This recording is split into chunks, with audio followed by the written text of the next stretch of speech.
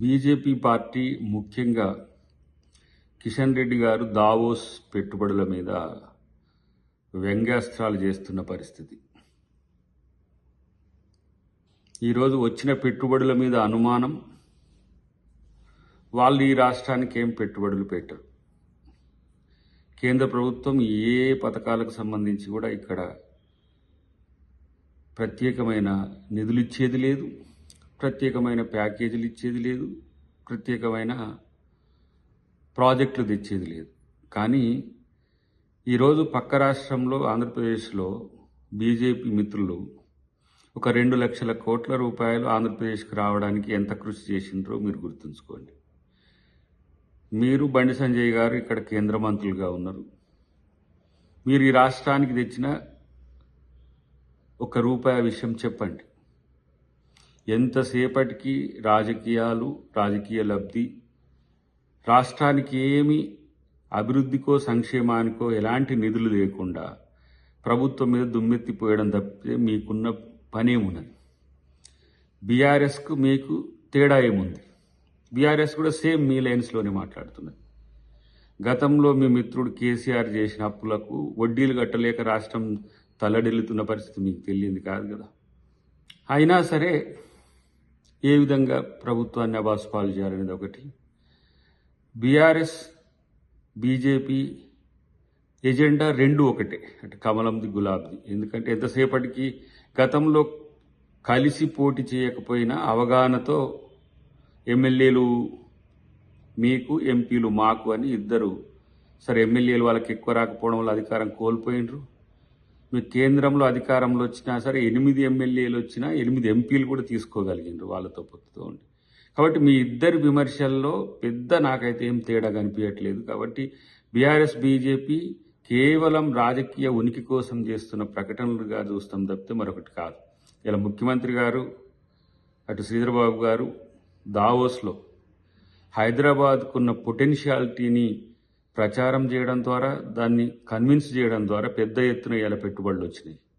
ఒక అమెజానే 60,000 కోట్ల పైచిలకు ఈరోజు సన్ సోలార్కి సంబంధించి, సన్ పెట్రోకెమికల్స్కి సంబంధించి దాదాపు 45,000 పైచిలకు కోట్లు ఈరోజు రాష్ట్రానికి తెస్తే మెచ్చుకునేది పోయి ఇలా సన్నాయి నొక్కులు మాట్లాడితే మిమ్మల్ని ఎవరు పట్టించుకుంటారు? కనుక ఏమైనా తిండి మీకు చేతనైతే కేంద్ర ప్రభుత్వం నుంచి, లేదు ఇతరత్ర ఎక్కడి నుంచి అయినా కూడా మీ పరపతిని వాడి రాష్ట్రానికి తిండి, రాజకీయాల కోసం, ఓట్ల కోసం తప్పితే బీజేపీ దేని కొరకు ఉందనేది ప్రజలందరికీ కూడా అర్థమవుతున్నది. బీజేపీ పార్టీ ముఖ్యంగా కిషన్ రెడ్డి గారు దావోస్ పెట్టుబడుల మీద వ్యంగ్యాస్త్రాలు చేస్తున్న పరిస్థితి. ఈరోజు వచ్చిన పెట్టుబడుల మీద అనుమానం, వాళ్ళు ఈ రాష్ట్రానికి ఏం పెట్టుబడులు పెట్టరు. కేంద్ర ప్రభుత్వం ఏ పథకాలకు సంబంధించి కూడా ఇక్కడ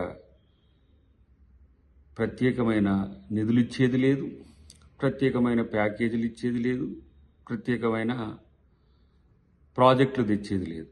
కానీ ఈరోజు పక్క రాష్ట్రంలో ఆంధ్రప్రదేశ్లో బీజేపీ మిత్రులు ఒక 2 లక్షల కోట్ల రూపాయలు ఆంధ్రప్రదేశ్కి రావడానికి ఎంత కృషి చేసిండ్రో మీరు గుర్తుంచుకోండి. మీరు బండి సంజయ్ గారు ఇక్కడ కేంద్ర మంత్రులుగా ఉన్నారు. మీరు ఈ రాష్ట్రానికి తెచ్చిన ఒక రూపాయి విషయం చెప్పండి. ఎంతసేపటికి రాజకీయాలు, రాజకీయ లబ్ధి, రాష్ట్రానికి ఏమి అభివృద్ధికో సంక్షేమానికో ఎలాంటి నిధులు లేకుండా ప్రభుత్వం మీద దుమ్మెత్తిపోయడం తప్పితే మీకున్న పనేమున్నది? బీఆర్ఎస్కు మీకు తేడా ఏముంది? బీఆర్ఎస్ కూడా సేమ్ మీ లైన్స్లోనే మాట్లాడుతున్నది. గతంలో మీ మిత్రుడు కేసీఆర్ చేసిన అప్పులకు వడ్డీలు కట్టలేక రాష్ట్రం తల్లడిల్లుతున్న పరిస్థితి మీకు తెలియంది కాదు కదా. అయినా సరే ఏ విధంగా ప్రభుత్వాన్ని అబాసుపాలు చేయాలనేది ఒకటి. బీఆర్ఎస్ బీజేపీ ఎజెండా రెండు ఒకటే, అంటే కమలంది గులాబ్ది. ఎందుకంటే ఎంతసేపటికి గతంలో కలిసి పోటీ చేయకపోయినా అవగాహనతో ఎమ్మెల్యేలు మీకు, ఎంపీలు మాకు అని ఇద్దరు. సరే, ఎమ్మెల్యేలు వాళ్ళకి ఎక్కువ రాకపోవడం వల్ల అధికారం కోల్పోయినరు. మీ కేంద్రంలో అధికారంలో వచ్చినా సరే 8 ఎమ్మెల్యేలు వచ్చినా 8 ఎంపీలు కూడా తీసుకోగలిగినారు వాళ్ళతో పొత్తుతో ఉండి. కాబట్టి మీ ఇద్దరి విమర్శల్లో పెద్ద నాకైతే ఏం తేడా కనిపించట్లేదు. కాబట్టి బీఆర్ఎస్ బీజేపీ కేవలం రాజకీయ ఉనికి కోసం చేస్తున్న ప్రకటనలుగా చూస్తాం తప్పితే మరొకటి కాదు. ఇలా ముఖ్యమంత్రి గారు అటు శ్రీధరబాబు గారు దావోస్లో హైదరాబాద్కున్న పొటెన్షియాలిటీని ప్రచారం చేయడం ద్వారా, దాన్ని కన్విన్స్ చేయడం ద్వారా పెద్ద ఎత్తున ఇలా పెట్టుబడులు వచ్చినాయి. ఒక అమెజానే 60,000 కోట్ల పైచిలకు ఈరోజు సన్ సోలార్కి సంబంధించి, సన్ పెట్రోకెమికల్స్కి సంబంధించి దాదాపు 45,000 పైచిలకు కోట్లు ఈరోజు రాష్ట్రానికి తెస్తే మెచ్చుకునేది పోయి ఇలా సన్నాయి నొక్కులు మాట్లాడితే మిమ్మల్ని ఎవరు పట్టించుకుంటారు కనుక.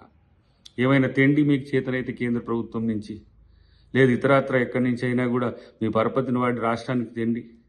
రాజకీయాల కోసం, ఓట్ల కోసం తప్పితే బీజేపీ దేని కొరకు ఉందనేది ప్రజలందరికీ కూడా అర్థమవుతున్నది.